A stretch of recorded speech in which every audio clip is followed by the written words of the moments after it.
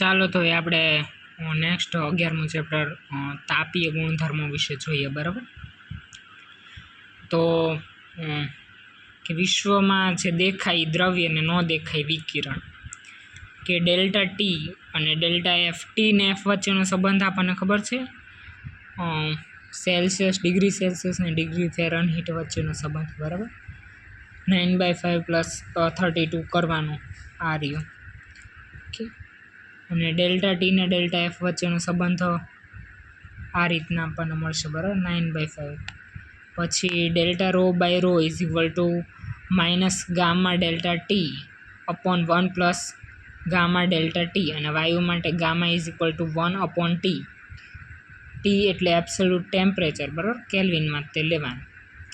Delta rho upon rho F is equal to minus gamma delta T.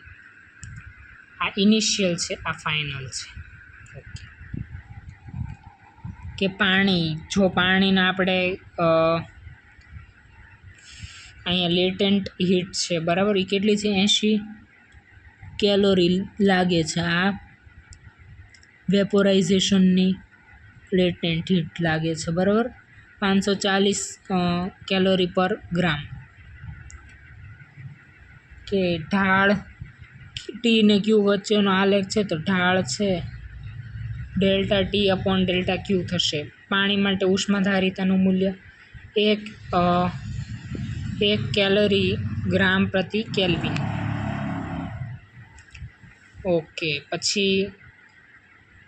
પછી આ ત્રણેયના સૂત્ર છે, ઉષ્માધારિતા ને જથ્થો ને ત્રણેયના. ઓકે, પછી આ વક્ર છે, બરાબર, વેપરાઇઝેશન વક્ર, સબ્લિમેશન વક્ર, ફ્યુઝન વક્ર, બરાબર. પી અને ટી વચ્ચેનો શું સંબંધ છે ને એનાથી શું ફેરફાર થાય કે એ ઉપરથી આમાં ABCD મૂકી દેશે ને MCQ બનાવી નાખશે.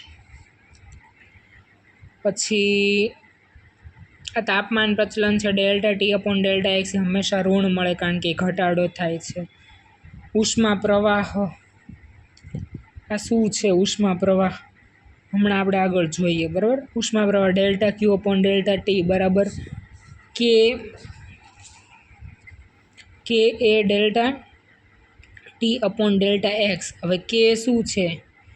ઉષ્મા વાહકતા, એ દ્રવ્ય ઉપર આધારિત છે, બરાબર. એટલે કેનું સૂત્ર શું મળે? Delta Q upon delta T એના છેદમાં A delta T upon delta X. મોટા ડેલ્ટા ટી માટે શું? કે ચલન ડેલ્ટા ટી. પછી એનો એકમ આપ્યો છે. પછી એક જગ્યાએ મેં આવું જોયું હતું, આ એટલે મેં અહીંયા આ રાખ્યું છે, અને આ રીતે મેં જોયેલું છે, બરાબર, આ વાળું. એટલે બાકી ન કરવું હોય તો ચાલશે.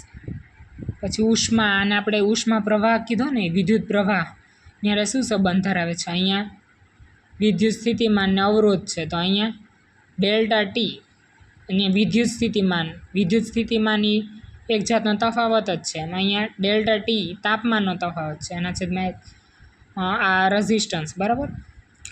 RH બરાબર શું લખીએ? L/KA is equal to delta T upon H. શ્રેણી જોડાણ અને સમાંતર જોડાણમાં કેનું યાદ રાખો, કે is equal two 2K1 K2 upon K1 + K2 થાય છે. સમાંતરમાં શું થાય છે? ઓકે, ઉષ્માને પ્રાકૃતિકને પ્રેરિત હોઈએ કે એમાં જોઈ લેવી થિયરી, બરાબર. ઉષ્મા નયન ને ઉષ્મા વહન. પછી ઠંડીમાં માછલી 4 ડિગ્રી સેલ્સિયસે શું થાય છે? કે ટ્રેડ વિન્ડ. પછી આ વિદ્યુત ચુંબકીય તરંગો, એ પણ આપણે આગળના ચેપ્ટરમાં જોશું. ઓકે, પછી આમાં તે બહુ પૂછે છે, DQ અપોન DT ચલન ટેમ્પરેચરની 4 ઘાત. એ ટેમ્પરેચર લ્યો ને કેલ્વિનમાં જ લેજો હો. હા, સપાટીની શોષકતા, કુલ ઉત્સર્જન પાવર, સ્પેક્ટ્રલ ઉત્સર્જન પાવર ને ઉત્સર્જકતા. લાગે છે કે આ ચારેય સૂત્ર છે ને જોડકામાં પૂછશે નીટમાં, એવું લાગે છે, બરાબર, એવું પૂછીએ કે. પછી કિર્ચોફે શું કીધું? A is equal two E. એ શું છે? આ. E શું છે? આ. વીને શું કીધું? Lambda T is equal two અચળ. વધુમાં વધુ ઉત્સર્જાતા વિકિરણની તરંગ લંબાઈ ઇન્ટુ તાપમાન ઇઝ ઇક્વલ ટુ અચળ એમ. અને એના ગ્રાફ કેવી રીતના મળે? આ રીતના. સ્ટીફન બોલ્ટ્ઝમેન એણે શું કીધું? Q upon T is equal to H is equal to sigma E A ટીની 4 બરાબર. આમાંય તે ટીની 4 આવી ગઈ. ડીક્યુ અપોન ડીટી શું છે? સિગ્મા એ ઈ ટીની 4 માઇનસ ટી એસ એની 4. ટીની 4 ને ટી એસ એ બધું શું છે એ અહીંયા જુઓ. બરાબર. ઓકે. પછી આ બહુ મોટા મોટા સૂત્ર છે પણ એટલા બધા આઈએમપી લાગતા નથી. કે delta L is equal to alpha L delta T. પછી જો દ્વિપરિમાણ હોય તો તમારે 2 આલ્ફા લેવાના, ત્રિપરિમાણ હોય તો 3 આલ્ફા લેવાના.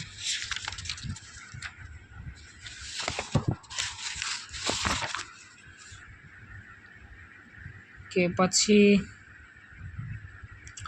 પ્રેરિત ને પ્રાકૃતિક માટે ડીક્યુ અપોન ડીટીનો શું સંબંધ છે એ જોઈ લેવું. અને આ સૂત્ર પૂછે છે શીતંદરનું, બરાબર. તાત્ક્ષણિક રીતે DT upon DT is equal to minus કે ટી માઇનસ ટી એસ. આ સૂત્ર બહુ પૂછે છે, બરાબર, શીતંદરનું. બાકી આ બધું નહીં કરો તો ચાલશે.